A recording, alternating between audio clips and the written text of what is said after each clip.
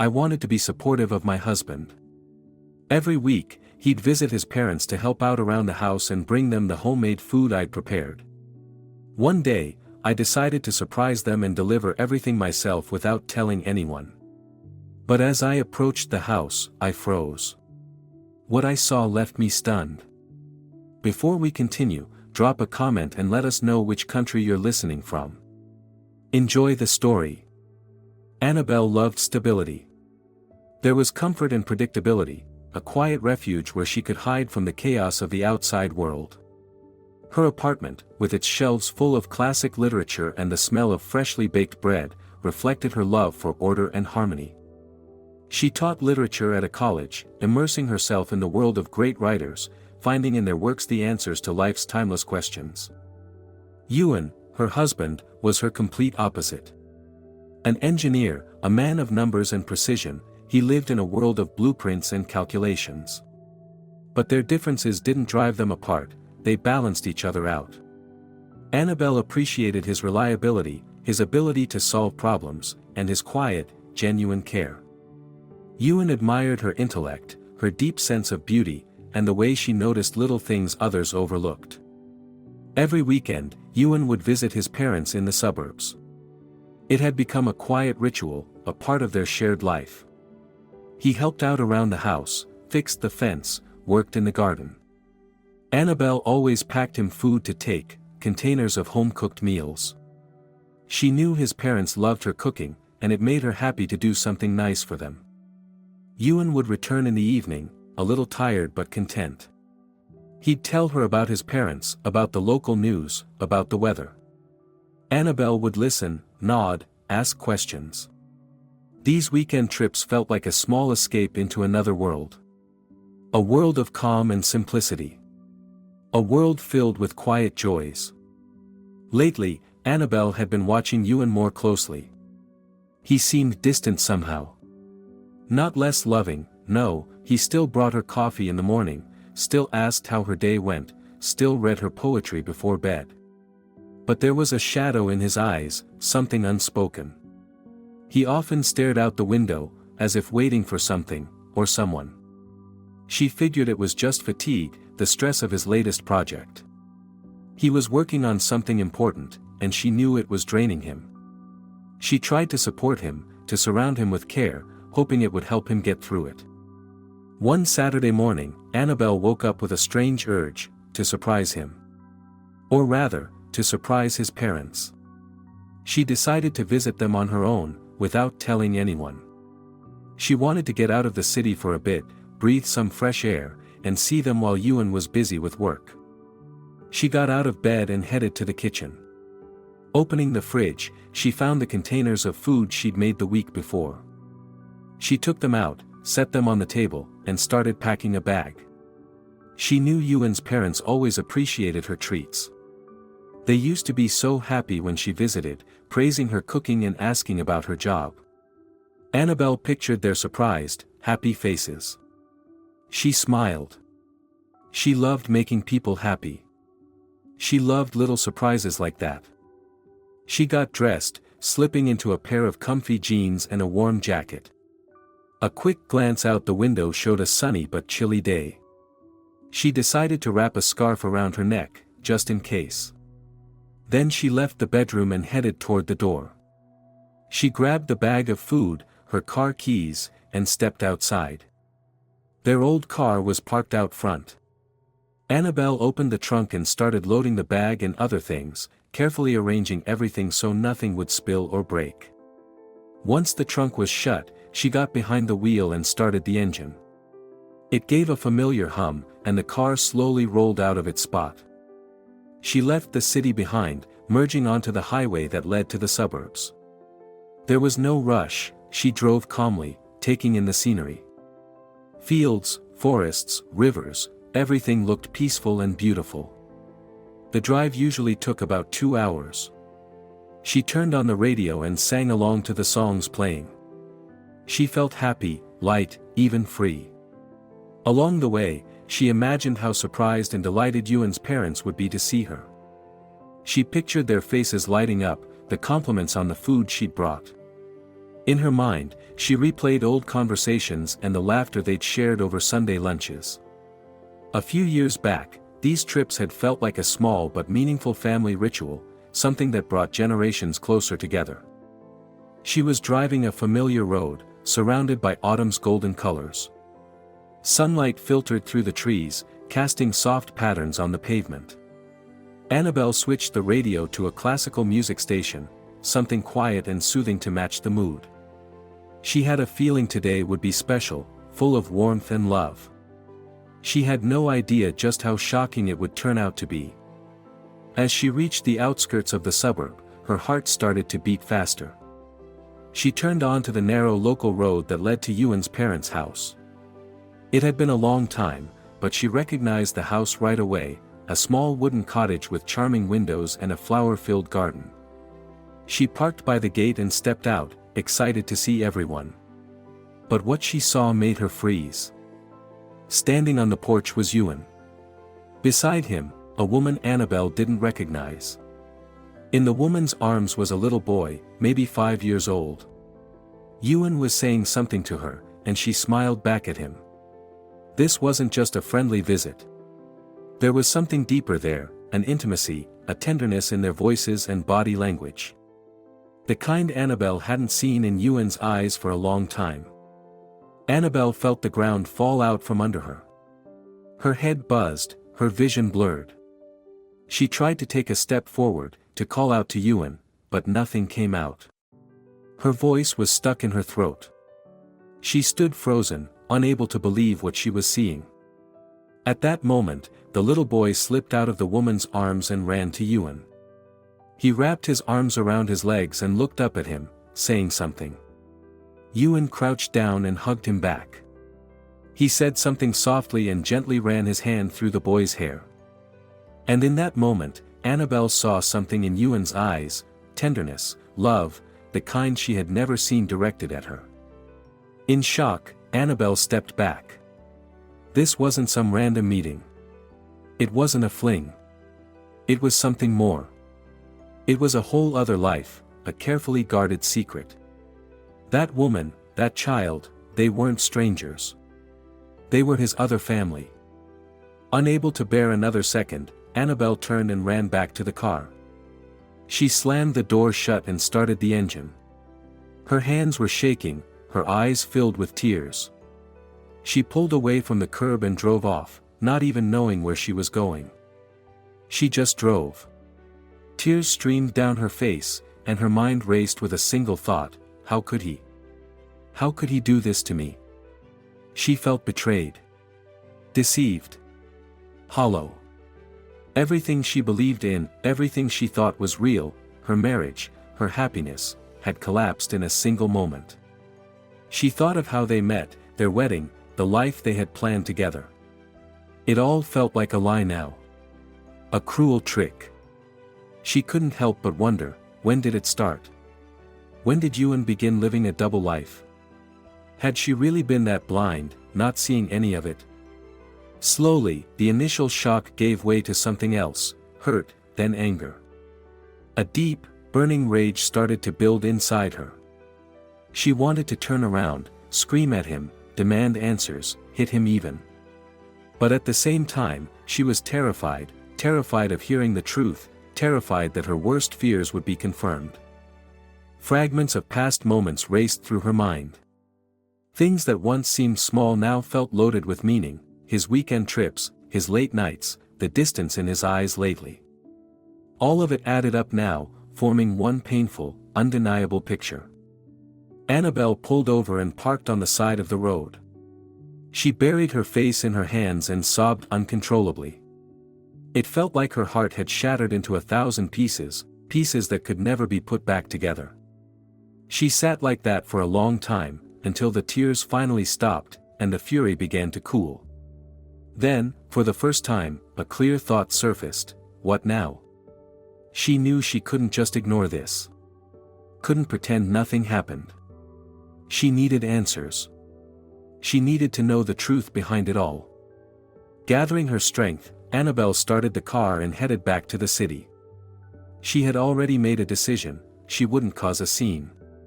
No yelling, no accusations. She would stay calm and listen to Ewan. She needed to understand what had happened before she could make any decision. The drive home felt endless. Annabelle didn't say a word, just sat with her thoughts. She kept imagining how the conversation would go, what Ewan would say, what she would say. She knew this would be the hardest talk of her life. But in the end, Annabelle chose a different approach. A few days later, she returned to the suburb. Not as a betrayed wife, but, as who? A stranger? An old acquaintance? She forced herself to come up with a story. She was interested in local architecture and old houses. It sounded ridiculous, but it was something to get her through the door. This time, she didn't hide. She parked at the curb, took a deep breath, and walked up to the house. Her heart was pounding so loudly, it felt like the whole street could hear it. At the gate stood the woman, Selina. The one she had seen with Ewan. "Hi," Annabelle said quietly, trying to keep her voice steady. "I heard there's a really interesting house here." Selina looked at her closely. There was no hostility in her eyes, no surprise, just a quiet kind of exhaustion. "Come in," she said, opening the gate. "I'm Selina." "I'm Annabelle." They stepped into the house. It was simple and clean inside, with the smell of fresh bread and baby milk in the air. In the corner, a little boy was playing. "That's Axel," Selina said. The boy glanced at Annabelle curiously, but didn't come closer. "Nice to meet you," Annabelle said, trying not to stare. They sat at the kitchen table. Selina offered tea. Annabelle nodded. In silence, while Selina poured the tea, Annabelle studied her. Nothing striking. Just an ordinary woman, tired, but with kind eyes. Not some femme fatale. Not a homewrecker. Just, a mother. "Have you lived here long?" Annabelle asked, trying to keep the conversation going. "A couple of years," Selina replied. "Does Ewan visit often?" "What? How do you know him?" Selina paused, setting the cups down. "He comes every weekend. Helps around the house. Helps me and Axel." Annabelle felt a lump rise in her throat. "I saw you with him a few days ago. I'm his wife." Selina was silent, looking at Annabelle with a strange kind of understanding. "I see," she said finally. "He never told you?" "No. And I never asked." Silence fell. The only sound was the ticking of a clock on the wall. Annabelle felt like she was taking a test, one where the question had already been asked, and the answer would change everything. "Why?" she asked, breaking the silence. "Why didn't he tell me?" "That's something you need to ask him," Selina said. "But if I had to guess, he was afraid. Afraid of losing you. And you? Do you love him?" Selina gave a sad smile. "I did. Very much. But that was a long time ago. Now it's just about Axel. Our shared responsibility. Nothing more. Nothing. Ewan comes as a father. As a friend. But not as a partner. That part of us ended a long time ago." Annabelle didn't know whether to believe her or not, but there was something in Selina's voice, something so genuine, it left no room for doubt. "And, does he love Axel?" "More than anything," Selina said, glancing at her son. "He's an amazing father. Always there for him, always helping. Axel adores him." Annabelle looked at the boy. He was playing with a toy car, quietly humming to himself. Then, suddenly, he looked up at her. His gaze held no fear, no suspicion, just curiosity. Annabelle smiled.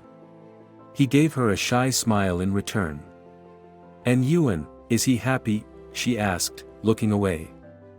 Selina let out a sigh. "I don't know. It's hard for him. He's torn between two lives. He wants to be honest, but he doesn't know how. He's afraid of hurting you. And he's afraid of losing Axel. And what about me? Doesn't he think about how much he's hurting me? He does, Selena said softly. But he was hoping you'd never find out. That he could keep this part of his life hidden. So naive, Annabelle whispered. Maybe. But he didn't do it to hurt you. He was trying to do the right thing, for everyone. The right thing? Annabelle thought. Lying for years, hiding the truth, living a double life, is that right? Or is it just cowardice? Why are you telling me all this? She asked, looking Selena in the eyes. Because I can see how much it hurts you. And because you deserve to know the truth. Ewan is a good man. He doesn't deserve hate. He just got lost somewhere along the way. And you're not afraid I'll take him away from you? Selena shook her head. No. I know you won't. And even if you did, I wouldn't try to stop him. What matters most is Axel's happiness. Everything else will work itself out. Annabelle sat in silence. Can you really build happiness on lies? She didn't know. Inside her, anger clashed with understanding. Hurt fought with forgiveness. Thank you, she said, standing up. Thank you for the tea. And the truth. You're welcome, Selena replied. If you ever want to talk again, I'm here. Annabelle stepped outside. The air was fresh, the sun was bright, but inside, everything still felt heavy and dark. She got into the car and drove home. She needed time. Time to think. To figure out what came next. At home, Ewan was waiting. He sat on the couch, his head down.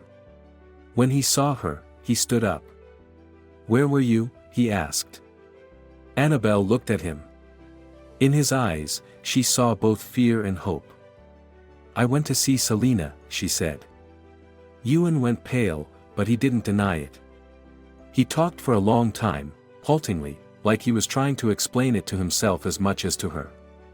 He spoke about Selena, about their brief relationship just before he met Annabelle, about Axel's birth. About how he couldn't walk away from his child, how responsible he felt. How he was terrified to tell Annabelle the truth, afraid of losing her. I knew what I was doing was wrong, he said, his head lowered. I lied to you. But I didn't know what else to do. I didn't want to hurt you. I swear, I never stopped loving you. Annabelle said nothing. She looked at him, searching his eyes for the truth. She saw regret, she saw pain, but she also saw a stubborn kind of resolve. He had made his choice. And that choice didn't just affect him. The night passed in silence. They lay on opposite sides of the bed, as if a canyon had opened up between them. Annabelle couldn't sleep. Her mind was flooded with thoughts, broken phrases, memories. She kept replaying their life together, the love they shared, the future they once planned. Now it all felt fragile, like it had never really been real. She didn't even know what she was feeling anymore. Anger, hurt, disappointment. Or maybe something deeper and harder to name. In the morning, Ewan left for work, leaving Annabelle alone. She wandered through the apartment like a ghost. Everything felt strange, unfamiliar. Even the books she loved so much seemed fake now, like they were part of some illusion. She walked to the window and looked out. The world went on as if nothing had happened, people rushing off to work, kids playing outside, birds singing in the trees. And yet, in her world, everything had collapsed in an instant. She thought about what Selena had said, about Ewan being a good father, about how he cared for Axel, about how there was nothing between them but shared responsibility. Annabelle didn't know whether to believe her, but something in Selena's voice, in her eyes, had felt real. She knew she needed time. Time to think. To make sense of everything. She couldn't just forgive Ewan, not like that. But she couldn't just walk away from him either. There was too much between them.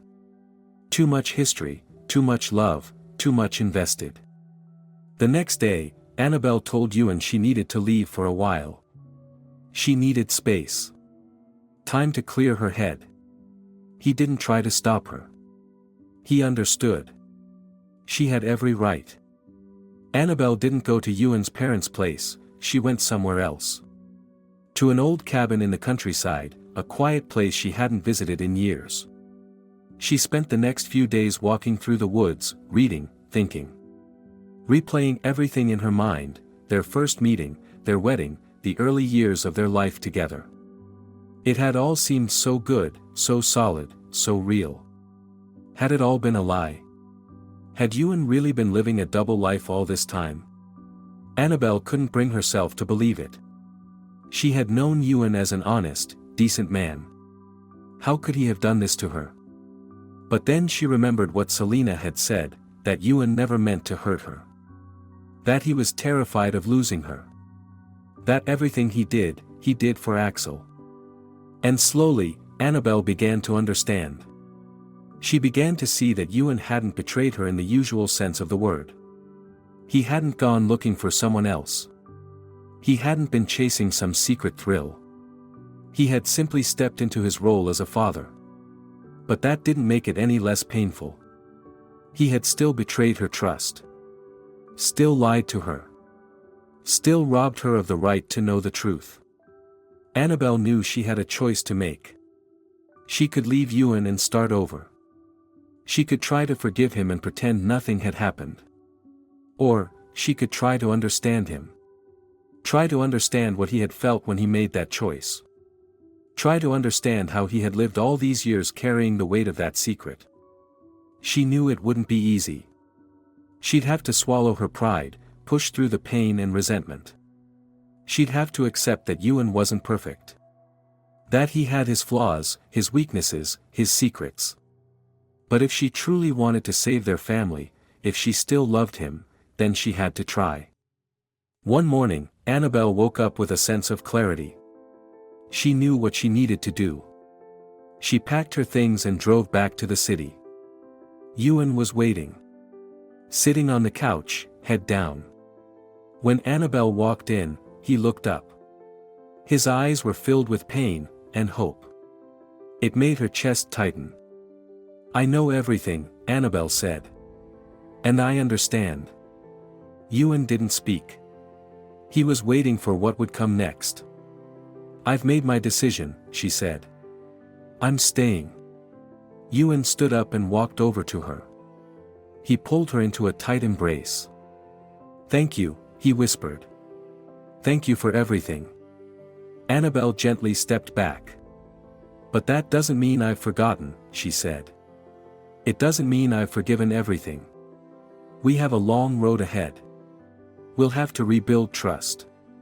We'll have to learn how to live differently now." Ewan nodded. He knew she was right. "I'll do whatever it takes," he said. "As long as you're still with me."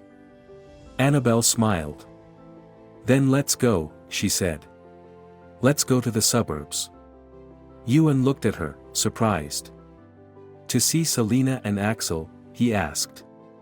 "Yes," Annabelle said. "I want to meet them." Ewan was quiet for a few seconds. Then he nodded.